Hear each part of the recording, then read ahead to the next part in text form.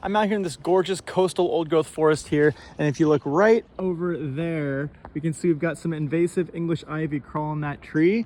So let's go take care of it. This is quite the schwack into this one.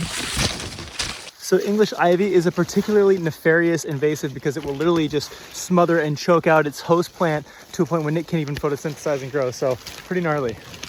Wow. Where are we going, big guy? Where's the way?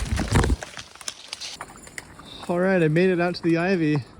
One of the issues I'm facing though is that it's a super muddy, boggy site that Pintxo loves, but I don't know how I'm gonna get out there.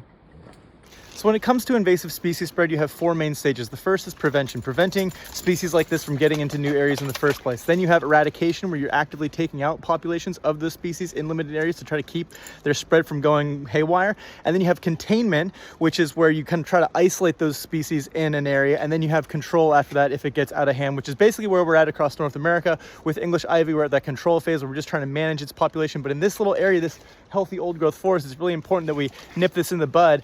So in a bit of an eradication stage at this point here, trying to get it before it, finds a way to all these trees.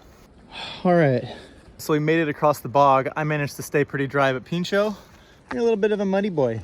So before we begin the removal, I just want to take a moment here and acknowledge the fact that we tend to demonize and villainize invasive species like this because they're capable of reaping such havoc on ecosystems. But from an evolutionary standpoint, they're doing pretty incredible things. And I think it's worthwhile that we take a moment and honor and appreciate that as fellow beings on this planet. I mean, take a look at this ivy with these suckers that cling to the bark of this tree, climbing up, taking advantage of an unoccupied niche on the barks of these trees, using that space to photosynthesize because everywhere else is taken. Like, it's a pretty incredible thing that these species have kind of evolved and adapted and been able to do, and a testament to just how resilient and creative life can be, trying to find a way, keeping on.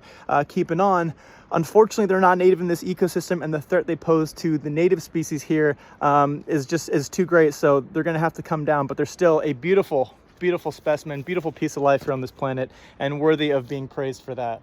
So these ivy stalks are pretty easy to kill. You basically go below the lowest photosynthesizing leaves here, and you're just gonna cut the stem like that. Now they do have a lot of shoots that come off. Like they're really good at vegetative regeneration. So we can see we've got some loose rhizomes crawling over here. So you're gonna wanna snip those as well, cutting out the photosynthesizing parts of it so the plant eventually just can't generate the sugars it needs to grow and it dies.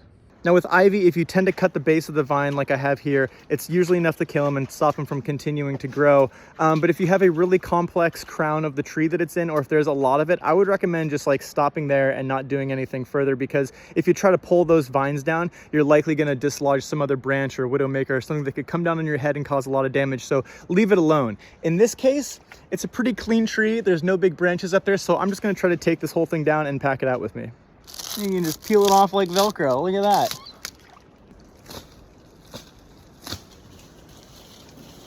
Woo. So there's that tree behind me now, freed from the death grip of that ivy. Those remaining leaves are eventually going to starve and die because they're no longer connected to the roots, which means they're not going to get the water or nutrients they need to keep growing. And I'm taking all the vines and the stalks that I was able to rip out, and I'm schwacking that back with me to the car to keep it from rerooting or anything like that. And yeah, that is how you pull ivy, and that is how you keep the places that you live, that you love, healthier for longer. Pretty cool.